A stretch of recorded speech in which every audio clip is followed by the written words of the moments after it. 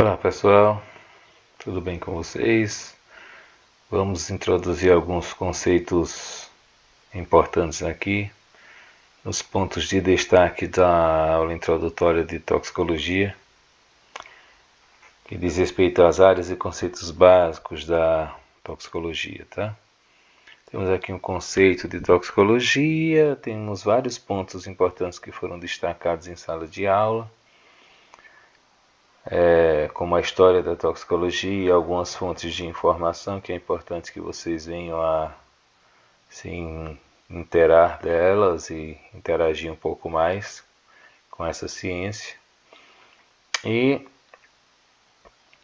tem alguns pontos que eu gostaria de destacar mais para eventuais questões de concurso, de avaliações. Um desses pontos seria, por exemplo, relacionado aos conceitos básicos da ciência, como agente tóxico, toxicante ou xenobiótico. Basicamente é tudo um conceito só. São termos sinônimos, né? Que é qualquer agente químico capaz de causar dano a um sistema biológico, alterando sua função ou levando à morte. Que é diferente de toxina, que é uma substância produzida por um organismo vivo e que tem capacidade de causar intoxicação.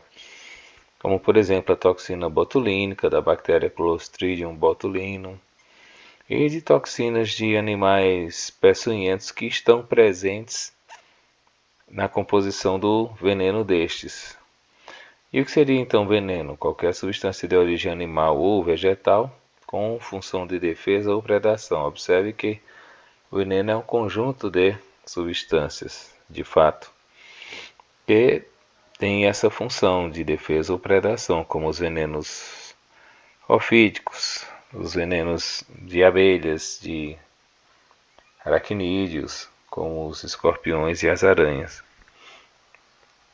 Outro conceito básico é a toxicidade, que é a capacidade de uma substância causar dano a um organismo vivo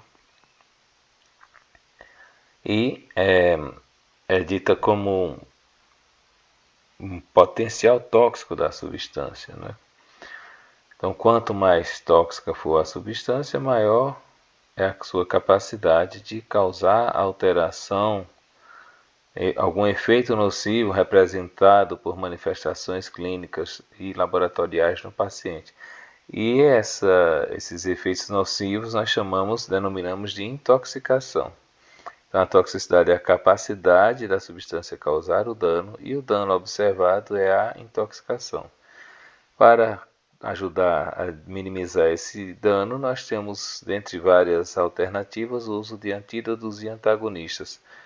Observem que esses conceitos parecem ser semelhantes, mas não são. A gente às vezes usa de forma genérica o termo antídoto, mas o mais adequado seria utilizar antídoto ou antagonista de acordo com o seu fundamento. Então, o antídoto é uma substância que neutraliza o efeito, não o efeito, mas a molécula do toxicante.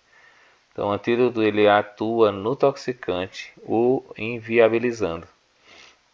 Já o antagonista, ele atua ou exercendo um efeito oposto, ou bloqueando um receptor, impedindo a ação sem interferir na molécula do xenobiótico. Se eu modifico a molécula do xenobiótico de alguma forma, por exemplo, o oxidando, nós temos um antídoto. Se eu tenho um efeito oposto ou bloqueio o receptor da ligação com o xenobiótico, eu tenho um antagonista. Outro ponto importante que pode ser cobrado é a questão dos fatores que influenciam na toxicidade. Lembrando que existem fatores ligados ao agente químico, como a sua solubilidade. É sempre bom lembrar que as substâncias lipossolúveis ou que estão na sua forma molecular ou não dissociada são substâncias que têm mais facilidade de ultrapassar as barreiras de mucosa e serem mais facilmente absorvidas e atingir diversos sítios diferentes no organismo, inclusive o sistema nervoso central, que tem uma barreira difícil de ser ultrapassada, que é a barreira hematoencefálica. Então, por outro lado, as substâncias hidrossolúveis ou dissociadas ou ionizadas são substâncias que, estando nessas condições, elas são mais dificilmente absorvidas e têm um poder menos tóxico. Haja visto o fato de que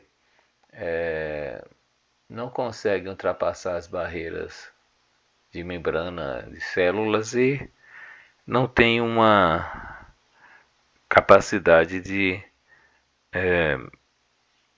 atingir os diversos órgãos do organismo. Ok?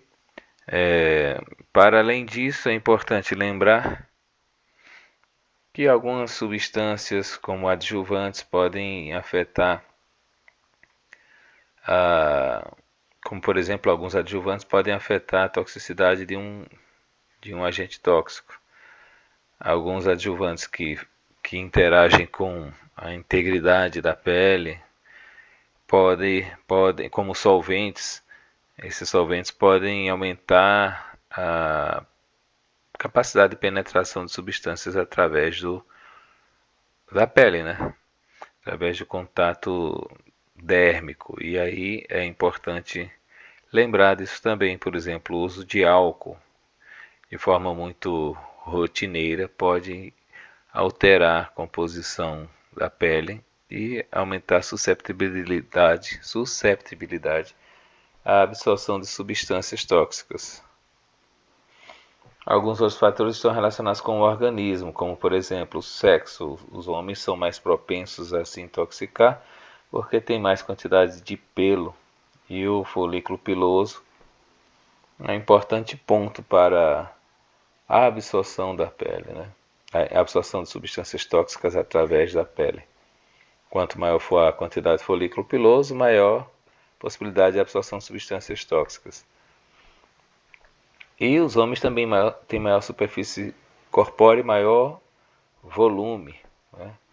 E isso faz com que eles também sejam mais susceptíveis à intoxicação do que as mulheres, à exceção das mulheres grávidas. As mulheres grávidas têm uma modificação na sua circulação que faz com que elas tenham uma capacidade significativamente aumentada de absorção de substâncias através das mãos, e isso as torna mais susceptíveis a uma intoxicação por contato, né? E elas também têm uma maior retenção de líquidos, o que também as torna mais propensas a se intoxicarem, já que quanto maior é a quantidade de líquidos, quanto maior a hidratação de um organismo, maior é a possibilidade de absorção de substâncias tóxicas. Os extremos de idade também são importantes.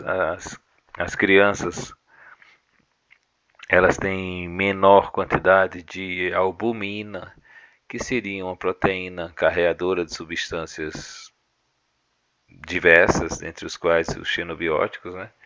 E que, estando essas substâncias ligadas à albumina, elas não exercem efeito tóxico, elas circulam, mas não são distribuídas para os diferentes sítios, né?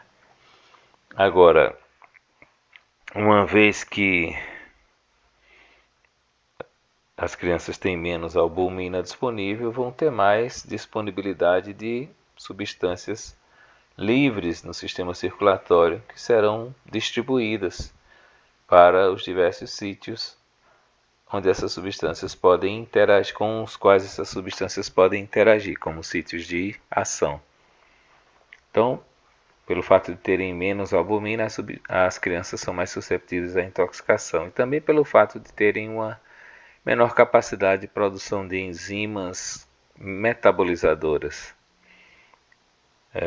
Os idosos também, o outro extremo de idade que são os idosos têm uma menor produção de substância, de enzimas também.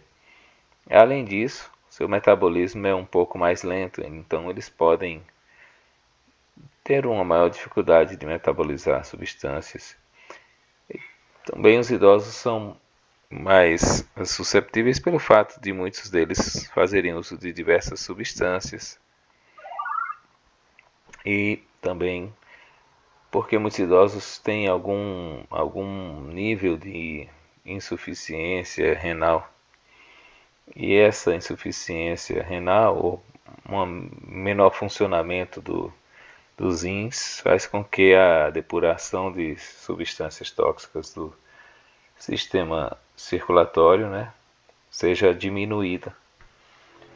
Então, um somatório de menor poder de metabolização com menor poder de excreção leva a um aumento do tempo de meia-vida, um aumento importante do tempo de meia-vida de substâncias tóxicas. Então, esses pacientes precisam ser melhor observados. E a questão do peso e da quantidade de tecido adiposo. O tecido adiposo é um importante sítio de armazenamento de xenobióticos. Tanto é que os pacientes idosos, os pacientes obesos, por exemplo, têm uma maior dificuldade de sentirem efeitos de anestésicos, né? E o que muitas vezes faz com que eles precisem de doses maiores, de um cálculo de uma dose maior de anestésico para poder exercer o efeito mais rapidamente, como aconteceria em um paciente com peso normal. Isso é complicado também porque muitas das substâncias que se armazenam no tecido adiposo, depois elas são liberadas no sistema circulatório, sendo importante calcular e ter uma maior observação esse tipo de paciente quando do uso de determinadas substâncias. A questão do estado patológico também é importante, que pode influenciar na toxicidade.